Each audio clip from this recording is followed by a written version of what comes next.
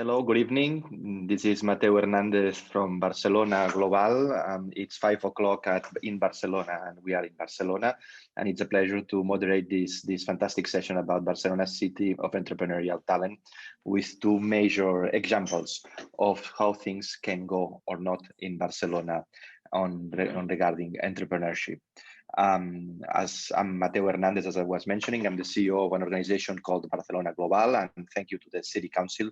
We are helping in this Expat Week and also helping on the idea of making Barcelona one of the best cities in the world for talent and economic activity. And this path of making Barcelona a great city for talent and economic activity, entrepreneurship is a key tool. And today, in this fantastic Expat Week, where we are called to learn and share knowledge in these complex times, we have two major speakers. We have two major speakers and two major histories, and my role today is try to extract from them the best they have to share with you.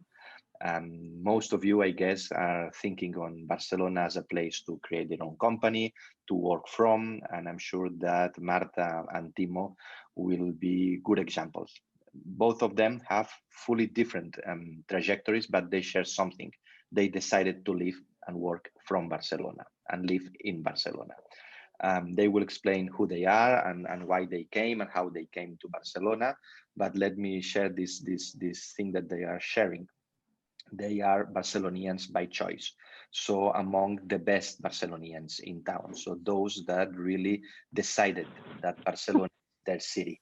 They decided that Barcelona is the place where they want to raise their family, where they want to grow their business, when they want to work from Barcelona. So best people like them, it's difficult to find in Barcelona. People like me, Barcelonians by birth, we are a little bit lazy because we love our city, and it's because of our city that we live here. But they moved from Germany, they moved from Italy, from the States, from wherever, to come to Barcelona. So it's amazing their histories, and we would really like them to share with us. And to begin, I would like to begin by the oldest in time being in Barcelona, not in age. I don't know. We're not gonna get into those issues, maybe if they want. But Timo arrived in Barcelona many years ago, and I would like Timo, who's the CEO, president, founder of something that most of Barcelonians are used to, because we see Timo's masterpiece every day in town, which is Cultra, and especially e-Cultra. So one of the best and world's biggest company on moto sharing. And he created this company. And please, Timo, I would really like you to begin by telling who you are and how did you arrive to Barcelona?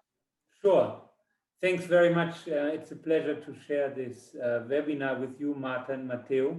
Mateo, you and me, we have a long trajectory together, no? And I really congratulate what you guys are building with Barcelona Global. So it's an amazing association. And with regards to my person, I came to Barcelona in 2002. I'm a German citizen. I'm an economist. I worked in consulting, and I decided to do an MBA at one of the very good business schools that there are in Barcelona. I chose one of them. I did a full-time 2-year program at Jesse, and I found it during my Jesse time basically my passion to build and found businesses. So I started a flower business. A very romantic flower business was called Lilium in 2002. I worked on that project for a couple of years, but unfortunately it wasn't successful, and I lost a lot of money, and I went back to corporate world. But in 2006, I had the opportunity to found Cultra, which is by now the largest scooter rental and sharing company in Europe. We are here headquartered in Barcelona. We have 400 employees, 17,000 scooters in 6 countries. Our headquarters here right at the port next to Correos, with a very nice view on the harbor, on the W. I'm feeling really in the center, you know, it's Paseo Colón with Via Letana. It's in the middle of Barcelona. It's an amazing place. Yeah, from here we have in total, we are directing 30 cities, and we have all the headquarters centered here. So we are here around 80 people in our building. And Barcelona for me is, as you said, it's for me a choice of life. I came 2002, and I think I will never leave again. So it's a quite drastic statement, but I do think it's true, because for me it's an excellent mixture for my professional career, for my cultural let's say passions, and also my sports life, because I love to do sports, and I have beach and mountains and everything close to here. And also a gym, I guess. Yes, exactly. Sometimes I see you in the gym, Matteo. Very strong. We are early birds, huh? We are one of the early ones there in the gym. That's right. And Marta, you just arrived to Barcelona, just almost arrived about 2 years ago or something like that. Tell us about this trip. Yeah, it's actually 1 year ago that I moved to Barcelona. It was December of 2019. But I had been around for a year prior to that, because for about 14 months, I was frequently known on airlines between California and Barcelona. So twice a month for about a year, I traveled back and forth, building the foundations of what is today's Nina Capital. The company that I decided to launch in Barcelona is an alternative investment fund manager. So in other words, we are a venture capital firm, and the product that we have launched is our first fund. So Barcelona for me was a very analytical choice, despite my Spanish-sounding name, of which I'm very proud. I'm Italian by birth, and I had been living in California since the end of 2005. So 3 years ago in California, I dreamt up the idea to launch a venture capital firm somewhere in Europe. And as I usually do when I need to make an important decision in life, I put down bullet points for the things that are important for me. And for me, very important for the success of this firm was that it be located in a place that it was internationally renowned for quality of healthcare, for good science and life sciences, excellent research centers. I wanted to be somewhere where there were good schools, good universities, because I was a professor back in California, and I just love working with students, and I wasn't going to give that up away very easily. So I wanted to be someplace that was very well connected, because again, airplanes twice a month with California, and also easily accessible to the rest of Europe, which was going to be the playground for Nina Capital to make investments. So I had a short list of places that were very interesting. And the last criteria that made the top was finding great people, great talent, and a great willingness of entrepreneur to elect a place as the destination for the new businesses. There was a leap of faith. The last one, I didn't have very high statistics from, but I was starting to get to know the people in the city. I found a lot of creativity and energy in everybody that I was meeting. So that sealed the deal for me.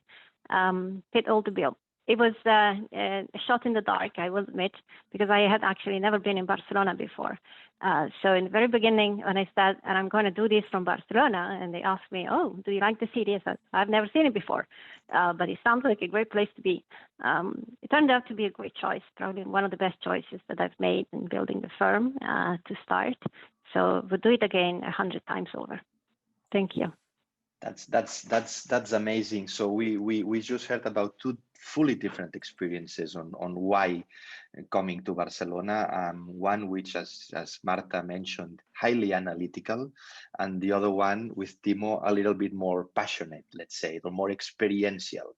No, and that's important. And to summarize this first round of answers, let's highlight the role of business schools as IESE on attracting talent, like TIMO is an example of, which is important. So Barcelona, with those big business schools like IESE, SADE, ADA, and others, is doing a job on attracting international talent to Barcelona, and that's important. And some of them, like TIMO, decides to be based in Barcelona.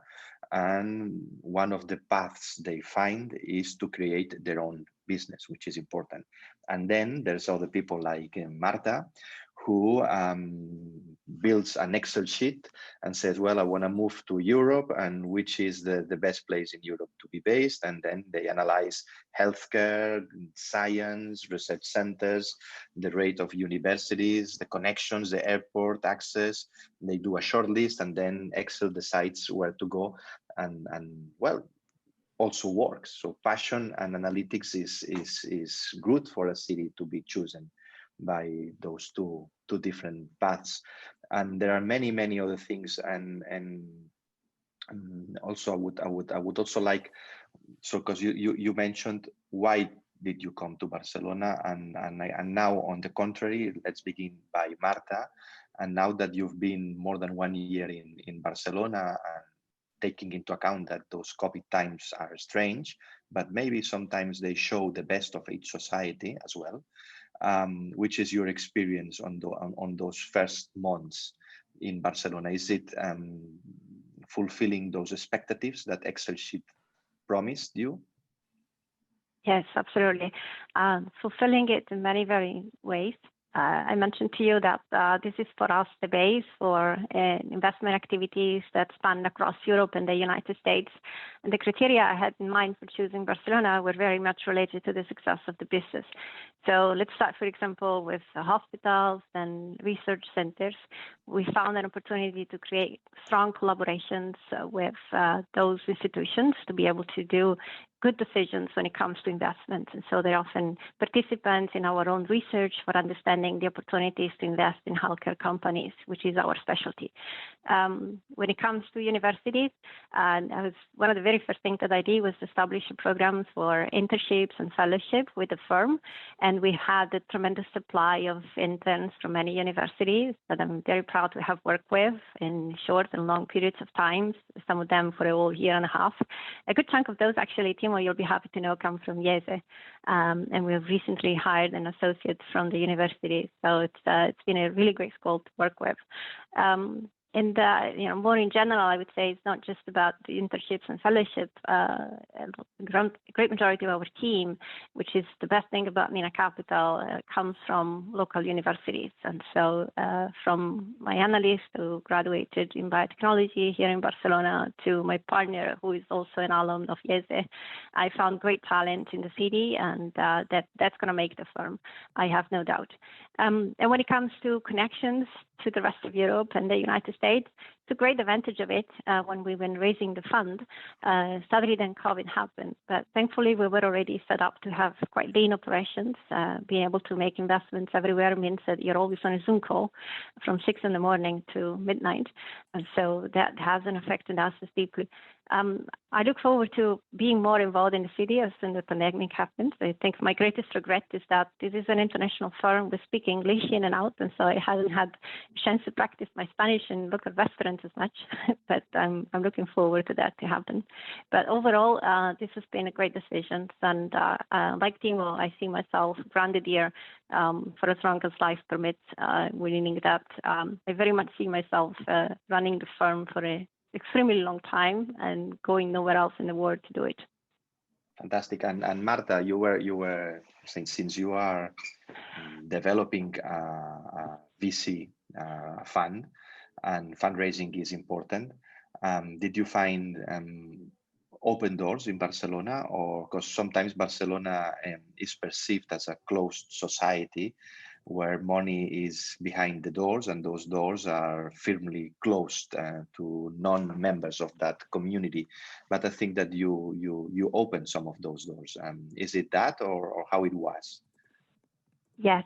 I think the first 2/3 of the fund, actually, it was a little tough, I will admit. And most of the funds that we were able to raise were from other regions. But I'm very proud to say that since last summer, we were able to find a number of great individuals, family offices, and institutions locally that have given us their trust and their commitment. And so now we're very proud to be backed by a number of both local institutions and Spanish individuals and family offices that have a strong heritage and traditions in the city. So very glad that we really are an international firm, including in the mix that is now our limited partnership. I think it's very reasonable and it makes perfect sense that it just took me a little bit of time to make sure that everybody understood that my commitment to Decidir was genuine and long-lasting, and I was not just hopping in and out of the airport for the rest of this journey. That is very good news, so that you finally found some funds from Barcelona to be part of your fund, and to say that in this forum is very, very, very important, because sometimes it's perceived in another way around, and that's also very, very important. And maybe later on this talk, you may give some tips to the audience on how to do that. And then going to TIMO again. How well you are now a long-term Barcelonian. How is your experience on being part of this community? No, it has been actually, I mean, maybe we can put it a little bit in phases, no? Because at the beginning, I was also, let's say, I had different needs, no? When I came first, I was 28. Now I'm 46. So things have changed quite a lot, no? In terms of what you're looking for, also, no? At the beginning, when I was founding the business, I was basically sometimes feeling a little bit alone. And what I found here is an amazing collective of other fellow entrepreneurs. So I've been now in a group of fellow entrepreneurs. We are 10. We've been meeting more than 10 years in the same group every month. So this is something that is very, very helpful. These are people that also built their businesses here in Barcelona. They're not necessarily from here, but they have, let's say, they share the same professional challenge, no? So I found a lot of peers here. Barcelona has a big entrepreneur community, and there are people that have been in all kinds of phases of their business. There are people that are starting, there are people that are in the mid of building, there are people that are scaling up, and then there are also people that have already exited their businesses. So you can basically find people from all kinds of levels, no? That's has been very interesting all along my phases, no? At the beginning, obviously, when I found Cultra, yeah, we needed a lot of support from everybody, no? Local banks, Barcelona Activa, Catalan fund of financing to give us financing. So there was, yeah, I basically needed more help than I could give, no? Now I'm in a different phase, so I'm also trying to help other entrepreneurs right now, no? So people come and ask me for help, and I've been also investing in around 10 different businesses with small amounts. So I'm also supporting as an investor other entrepreneurs. So yeah, it has been on a professional side very fulfilling. I mean, yes, there are challenges in Barcelona. I mean, we cannot neglect that, no. But in general, this is a very positive environment. It's quite cosmopolitan, I would say. I mean, I see Barcelona amongst London, Paris, Berlin. Yeah, really one of the top 5 cosmopolitan cities in Europe, huh? I have to say. Yeah? Maybe there's Milano as well, of course. But generally speaking, attracting VC money, investment, international community, Barcelona is top 5 for me. That's And Matteo, I want to actually echo and build on what Timo just said. You know, you asked me the question, how easy it was to find investors in capital. It's really not just about finding investors. Even those that never invested in the fund still makes for a tremendous community that was very supportive of the project, and without which it would have been extremely much more difficult to start. Folks that decided to give friendship and help and make connections, folks that decided to open their networks and facilitate conversations, others that actively actually participated generously to make sure that I could, find the things that seem very trivial to the people that live in the city, but understand what's the role of the various entities that are very peculiar to the Spanish environment. And then I, coming from a lifetime in California, really didn't know how to orient myself. So I think this journey would have been extremely more difficult without the support of the people, even those that are not necessarily investors in the firm. And I found the same generosity that TIMO said all around in this experience. That's good. So to TIMO, he mentioned several institutions that were part of this path, and especially Barcelona Activa as well, who's behind this expat this international community day, and maybe some of our audience would like to tell us which is the role, or what can you find in, according to your experience, in places like Barcelona Activa, which is part of the city council, trying to help especially entrepreneurs to build their own companies in Barcelona, if you can. Okay. Yeah, sure. I mean, Barcelona Activa is basically takes part of the public administration. No, it's physically, correct me if I'm wrong, it's close to Glorious in a very nice facilities. I have seen, one, they give office space for entrepreneurs. Secondly, you can ask for very intense coaching and counseling of people. Thirdly, they organize a lot of conferences and events that you can participate. And fourthly, I would say online, they have an extensive research and let's say network where you can link it. I think it's a great orientation, especially, for example, if you're not fluent yet in Spanish or in Catalan, it's definitely a point of contact. So you can, I mean, now it's a little bit different in COVID times to physically visit these places, but you can definitely contact Barcelona Activa. That's good. And Nina, Marta, did you have any experience with them as well? Not with Activa, but I became from the very beginning a member of Barcelona Global, and we encourage expats to, become aware of these sources of aggregations of expats, entrepreneurs, and such. It's a great way to start. And I saw actually in the questions that are popping up in the chat room, I see some very funny people out there, by the way. I also see that they ask for any help and suggestions for how to create network if you're new in the city, how to meet people. I always like to remind people of the power of the exponential power of networks. Whenever you meet someone, ask them to introduce you to another 3 people. By the end of the month, you will not have enough hours in the day to meet interesting folks that might be relevant to what you're trying to do in the city. So that would be my one suggestion to one of the questions that popped up in the chat a few minutes ago.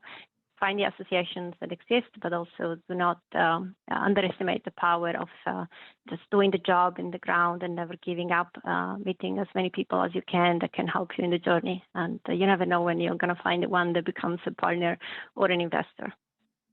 There's also another big myth about Barcelona that maybe is a reality, and you can explain us your experience. Some people says, wow, language is a barrier for someone coming from abroad and landing in Barcelona and trying to do something here. And there's people who says we only speak Catalan or sometimes Spanish, and we don't understand English, and you cannot develop yourself in Barcelona without speaking those Spanish or Catalan. Which was your experience on that topic? I would say Barcelona is trilingual. No, it's you can. I think you can survive here very well with only English. You can survive only speaking Catalan and only speaking Spanish. So if you see kids that are growing up in this city right now, normally speak these 3 languages, right? For some of, let's say, the older generations, it's only 1 or 2. No, but I personally, as a foreigner, when I came, I didn't speak Spanish. So I learned during my university time, it's not a problem. And the advantage, I would say, speaking openly, if you're a foreigner and somebody addresses you in Catalan and you answer in Castellano, it's never a problem. people really receive you very well, even not speaking Catalan, which is obviously the local language. And so from my side, not a problem.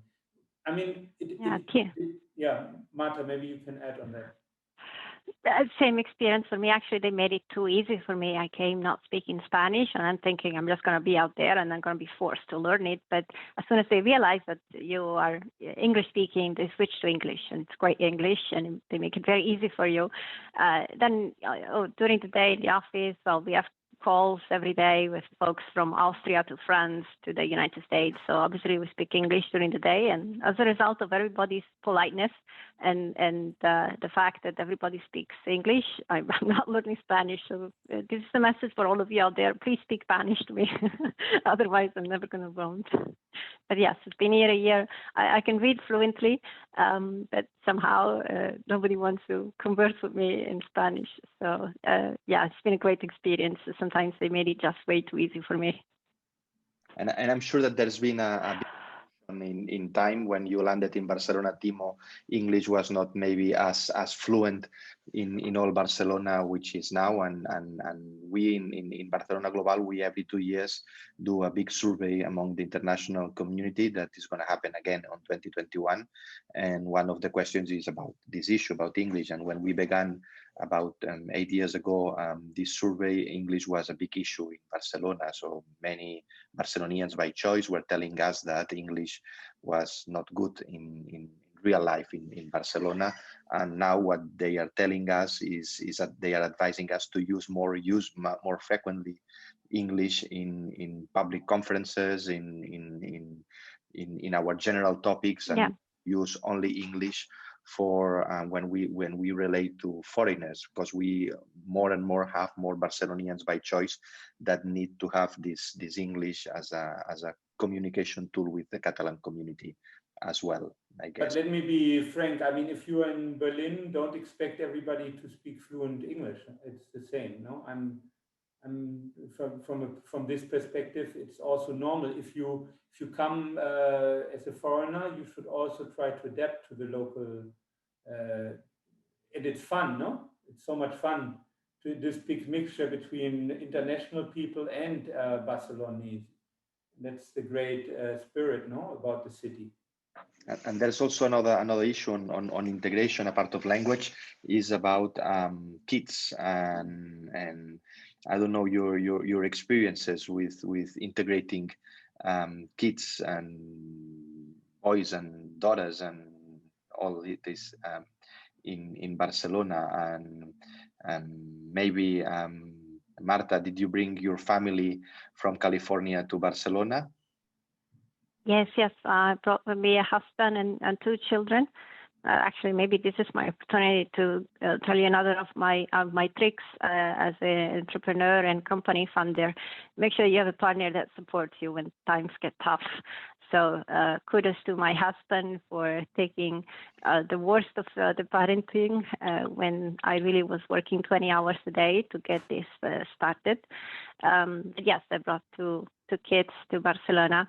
They're 6 and 7 years old. They are 11 months apart. They're in school in Barcelona. They speak Spanish better than I do.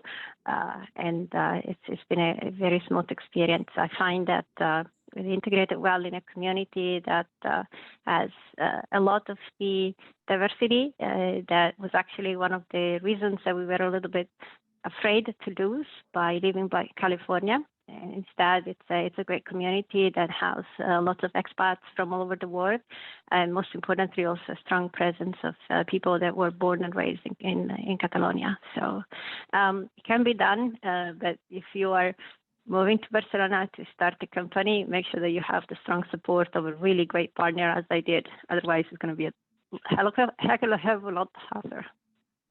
That's great. And Timo, do you have any? Yeah, well, I don't have children, so I can't speak from first person experience, but I have a lot of friends that are in a similar situation with kids. And yeah, I mean, here, let's say it like this, you have all the choices you want, no? From public schools to private schools, the languages you're looking for. For example, I'm German, no, from background, and I think in total, I don't know, we are probably around 20,000 or something German nationals here. And the German school is huge. I think there are 2,500 students. The campus is in Esplugues.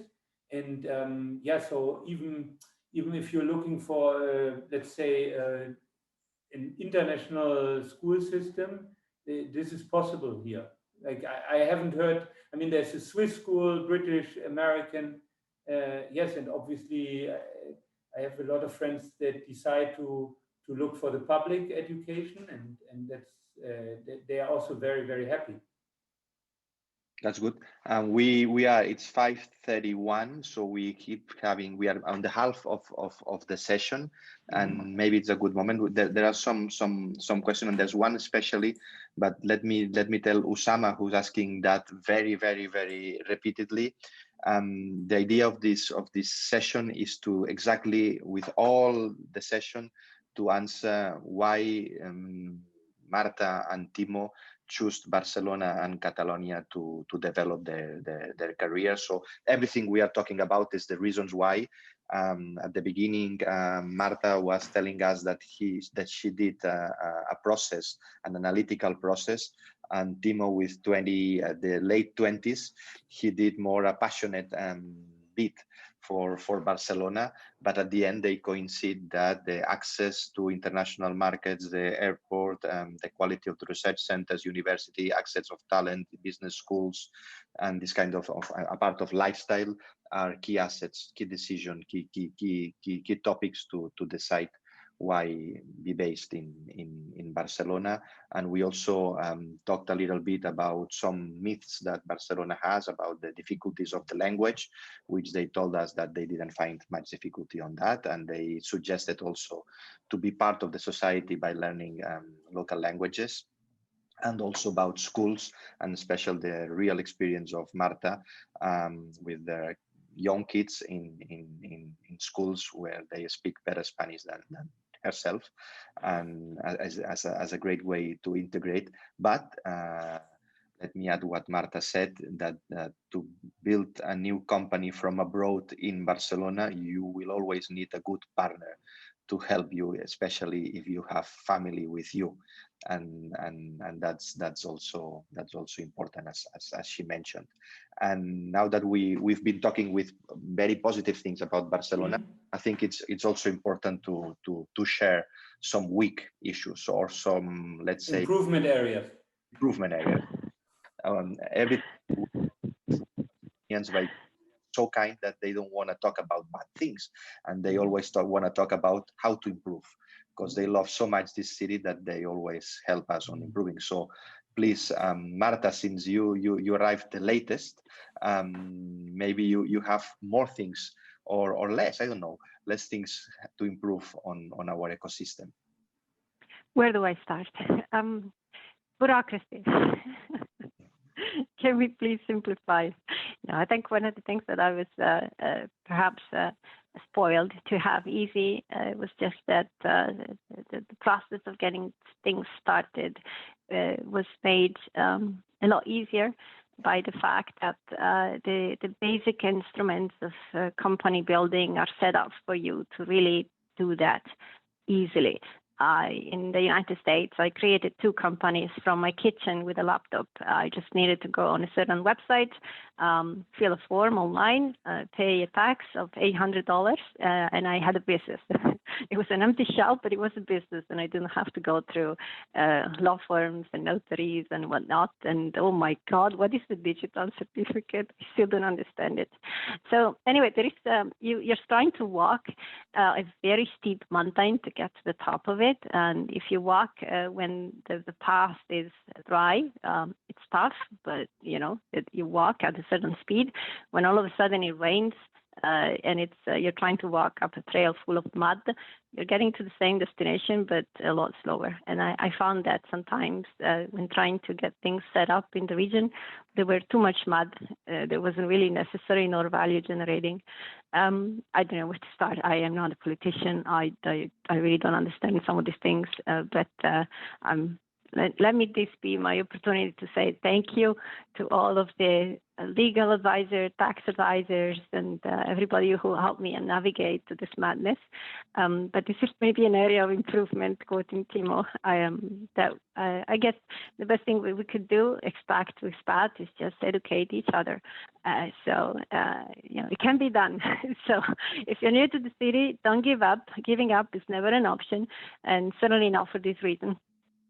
Yeah, I mean, from my side, I'm with my business. No, we are renting scooters in the public space. So we're using the city as our platform, no, for scooter renting. So we are very, very much affected by what is the city council doing in terms of regulation and rules, etc. Right? I mean, this depends always on the political color, no? Also, I mean, there are parties that are more, let's say, liberal towards companies, entrepreneurial friendly, open-minded, no? So I think it's tough, sometimes to be too protective, because I totally understand. I mean, I was brought up in a country that is very social, that takes care of people that have not so fortunate like others, etc. So I'm definitely a socialist person, and I believe in a fair distribution. No, nevertheless, let's say economic progression is very, very important, and what you get is by fostering entrepreneurship, by fostering investment, by fostering companies, you're creating wealth, I think, because you're creating employment, you're creating interesting products and services. So sometimes, I don't know if I put it now too politically correct, but what I would like is a little bit more progressive regulation and attitudes towards companies from the current government. And I've seen that in the last. I mean, I'm an entrepreneur, so I can say whatever I feel. No, I've seen a change in that. When I came, it was more open-minded. It was more directed towards growth and progression than now, where I feel sometimes it's a little bit more protectionism of certain things. So I think there's a huge challenge in this international race of cities. Young people are moving to like capital. They're moving to the interesting spots within Europe, and if what I'm saying, if Paris, Berlin, or London seems more attractive for companies or high potentials, it's a problem. And I know, Matteo, this is your day to day, right? With Barcelona Global, is attracting their talent, is attracting these companies, because it's a way to also integrate all kinds of people inside this society. That's my vision about it. And so I would, to summarize it, I would like to see the government more progressive and maybe a little bit more risk-seeking. Risk-taking is the right word. That's good. So we identify two big areas of improvement. One is bureaucracy, as Marta mentioned. You to know that this is hugely identified as a big barrier for Barcelona's development and bureaucracy in many of the issues, not only on things that many Barcelonians by choice tell us about the difficulties to get your NIE and all these kind of things, but also on starting your own company, receiving the permission, transparency of all those kind of things. And we all know that this is a problem. And I think that many in this city are trying to fix that problem. These days, I think that the city council is also presenting an initiative regarding talent attraction, where they identify as one of the key topics this bureaucratic improvement that we are having, which need to be solved if we really want to be an open city for talent. And the second one mentioned by TIMO is the regulation, the amount of regulations or the business friendly, let's say, which, as TIMO said, has changed, and we are less business friendly maybe than we were and that also needs to be faced as an issue to develop in Barcelona if we really want to keep attracting people like Marta and TIMO. And maybe, so you mentioned two areas of improvement. You have the choice to mention one each more, one more each of you. And if not, that's great. We only have two big issues to solve, huge issues to solve, but maybe a small one. Yeah, I think if I mention the second, I will dilute the first one. So please fix the first one, and I'll be very happy. Great, and I'm sure that Timo would say the same. Yeah, I mean, it's a similar thing, but it's about infrastructure, for example. No, in general, no, I think it's so important to let's say to plan the city and the whole thing in a sustainable way, right? And I think there's many cities have to do their homework, but we could be also, you know, the way like how Barcelona was set up with Gaudi, known for architecture, etc. We could be a showcase for sustainable city, no? And we have the Smart City Expo, you know, there were more initiatives, but I also don't feel that we are like now, let's say, we are not the avant-garde anymore. You know, that, for example, now I relate more to Dutch cities, maybe in Holland, that are very progressive about sustainability, how they treat water, how they're building vertical gardens, etc. You know, and I think Barcelona had a huge opportunity, or still has a huge opportunity to position itself in this perspective. No, so sustainability is so important. You know, it has to do with traffic, with water, with emissions, electricity, all these things. And there's a huge opportunity here. That's good. And some entrepreneurs in here mention always as an area of improvement the area of taxation. Mm-hmm. Which is your opinion on that area? Mm-hmm. I have 3 tax advisors, and I still don't have the answers to all the questions. So yes, for those that are coming from the United States, I'm yourself with patients and people on both continents that can help you. It is hard to navigate, but honestly, I don't have a frame of comparison. I cannot tell you if it would be harder for me to do this from Portugal or any other region in France. Mm-hmm. But yes, it is an area that if people underestimate, they will pay heavily for. So my solution is simply find the right advisors. And if anyone is listening and is like me, a US citizen with also an Italian passport living in Spain, feel free to send me a message and I can recommend you to some really good people here in Barcelona that can help you. So Marta, what you're telling us is that you are a great job creator in Barcelona. And one ways to create jobs is to have a great bureaucracy and difficult system, which is a big to create these jobs in Barcelona. Looks like. Yeah, maybe I would add just create a great company because this is the best part of the job, to actually have something meaningful to do that you need a lot of people to help you with. Less of the first 2 and more of the third one, please. More company creation. There is no better way to create jobs.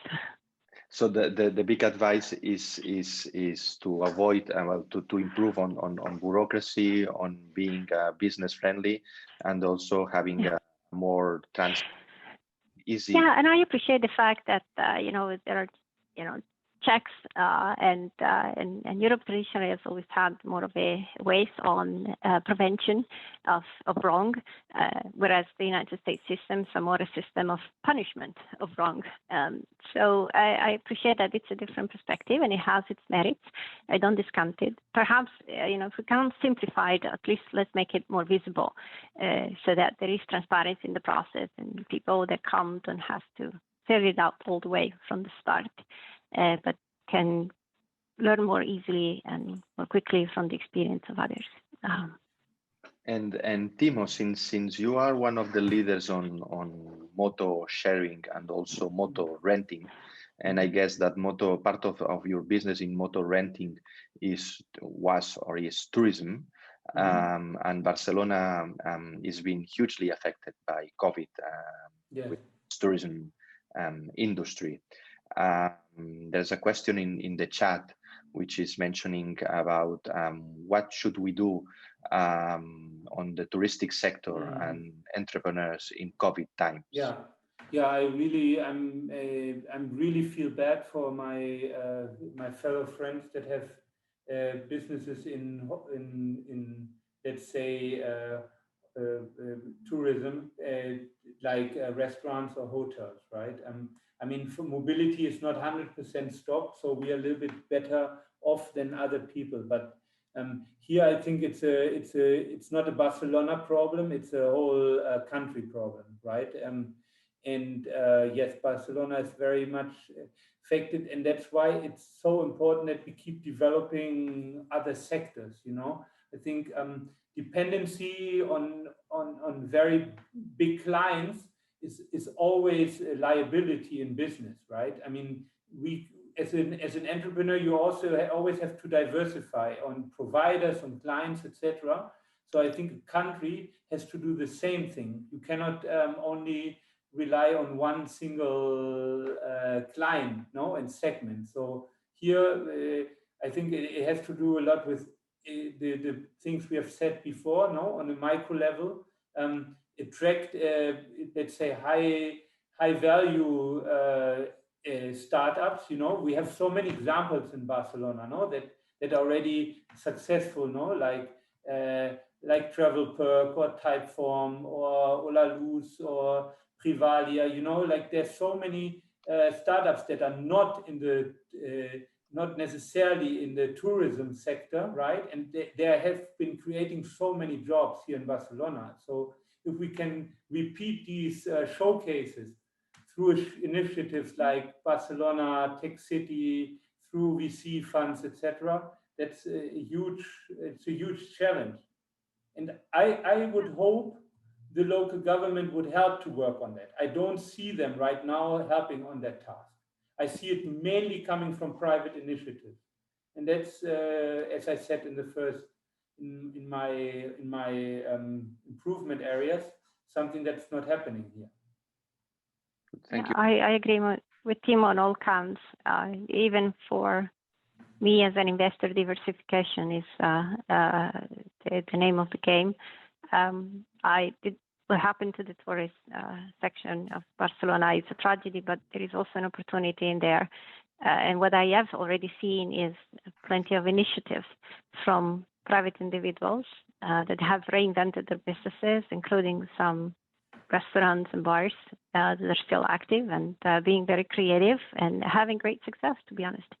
So it's excellent. It's been great to see those stories when those happen. I don't underestimate how difficult it is to begin, and unfortunately, the difficulties that I mentioned before, the impediment to starting new companies, to reinvent themselves, have not been made easier. They have compounded, and that is the role of the government.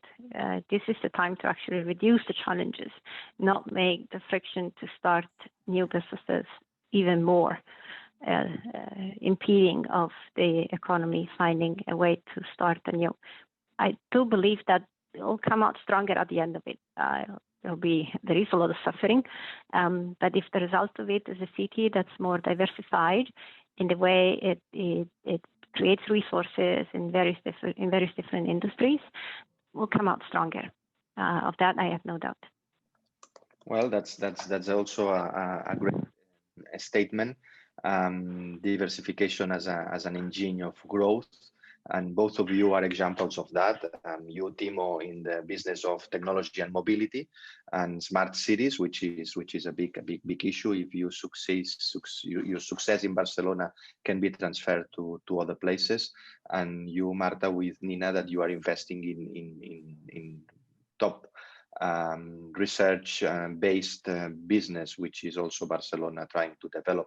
And TIMO, regarding this issue of Barcelona as a brand, I think how Barcelona, so how developing your business, your e-cultra in Barcelona has helped you to develop the same business in other places worldwide? No, I mean, whenever you go to another country, Barcelona has a very good reputation. At least in the past, it has been always the case. Huh? But maybe, to be honest, I sometimes feel now Barcelona sometimes a little bit over the peak. You know what I mean? Just to be honest, no? To see, I think there was a time where Barcelona was growing after the Olympic Games. It reached a peak. And I think we are now not at the highest level where it used to be, right? But this is the challenge that we all have, no? To bring it up again. So it's like now working with a very mature brand, no? But there are new competitors, as we said, on a city level, no? That compete. And so we have to be very well prepared. As a brand, I think it has a lot of potential. I mean, we are also very, very lucky. No, we have an excellent geographic location. We have a very centralized airport. We have 300 sun days. No, we have many universities. So there's so much to build on, but the work has to be done. And you know how it is. It cannot be done only by single persons. It has to be done in a joint effort between public and private. And we are not enemies. Huh? I mean, this is sometimes where I get so frustrated, you know, when you're treating with public administration, and you know that at the end of the day, they can only also justify their jobs and their existence when the private sector is working, and the other way around. So this public and private cohesion and collaboration is so important in these COVID times. I mean, this is now me in the micro sector of mobility. It can only be done through a joint effort between private and public transport. You know, so it's a perfect example where the two sectors have to work together, but it's not one against the other. That's amazing. No, that's right. And Marta, we are reaching not the peak, but almost the end of this session. Tell us when you say to your past experience in the Silicon Valley, you came from Silicon Valley, that you were moving to Barcelona. Which was the reaction there? Can I come with you? The reputation of the city is very high. As mentioned before, there was a bit of disbelief that I would go blindly where I had never been before. But again, the reputation of the city has been never in question. And wherever I go, wherever I find a new company to invest in or new partners to co-invest with, the attractiveness of the city is very high. So unfortunately, I cannot speak as TIMO does of trends. I've been told a dot is a dot, 2 dots is a line, and 3 dots make a trend. I've only been here for 1 year, so give me 2 more and I'll be able to tell you a little bit more about how it is evolving. So I'm sure that those that asked you if I can come with you to Barcelona, you told them, yes, you can. Yes, absolutely. I'm looking forward to seeing this growth, both finding great people in Barcelona and outside. And we will invite them to also join Barcelona as a place to work from, which is a big thing, because Barcelona, as both of you were mentioning during this chat, is a fantastic place to work from. Not only a fantastic place to visit or a fantastic place to study, is a great place to work from, to create your own company, to build your fund, and to find talent to develop those kind of things. And as every place, and TIMO was very active on that, as every place, we do have our problems. Some of them are big problems, some of are big challenges, like bureaucracy, like business friendly, like taxation, or like many other things. but the most important thing is to know which are the problems to solve. Some people doesn't know which are their problems, and at least in Barcelona we know what to do, and that's what we try at sometimes in Barcelona Global, to make those things happen, to change those big things in order to make Barcelona as one of the best cities in the world for talent and economic activity. And we still have, let's say, 3 minutes, and I would like you to do a small exercise, Marta and Timo. Yes. With less than 30 seconds, to imagine that someone from your place, from Germany or from Italy or from Silicon Valley, is calling you and saying, should I come to Barcelona in these current times of COVID to launch my new startup? How would you answer them? Well, I'm already asking people to come and launch their startups, so for me it's an obvious answer. Yes. And a little bit more, and how, where to begin? Where to begin? It goes back to what Timo said at the beginning. There is a great community of entrepreneurs, so tap into that one. Tap into the knowledge that the city has to offer, especially from the private sector. There is great spirit of collaboration. Build your network 1 to 3 at a time, so that it grows exponentially. But take the leap of faith. I mean, it starts when you decide to make it happen. Great. And Timo? Yeah, I would just ask them to accompany me and live during a few hours or days or weeks next to me. The life I feel very privileged to be here in Barcelona. I have an incredible life inside and outside of my work. So I mean, this is always the best thing you can do, is show an example. Or maybe I would just send over some videos, of how nice it is to go on a bicycle or on a scooter near the beach, Bogatel or Icaria, and also visit all these beautiful buildings in Barcelona. I mean, there's so much to sell, and so the best thing is if they can touch and feel it. I mean, now it's difficult with all the Zooms and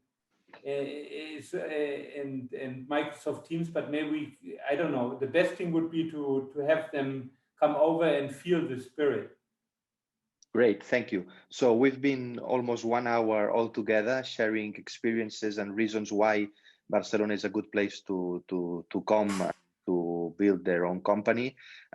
Great experiences from passion from Timo, and from analytics from Marta. Long time in Barcelona like Timo, short time with Marta. And we also talked about myths that are sometimes not realities, like creation, fundraising, and schools, and also talked about non-myths, which are bureaucracy, taxation, and business friendliness, which is important. And also the big need that Barcelona has is to diversify itself, and the need to develop new sectors. And Barcelona, we had a consensus, which is a good place to do it and to make things happen. So thank you, Marta, and thank you, Timo, and thank you also the audience. And keep connected to the Barcelona Expat week. So thank you, Marta, and thank you, Timo. Thank you very much. All the best. Bye-bye, everyone. Bye-bye. Take Thank great you. care. Bye-bye.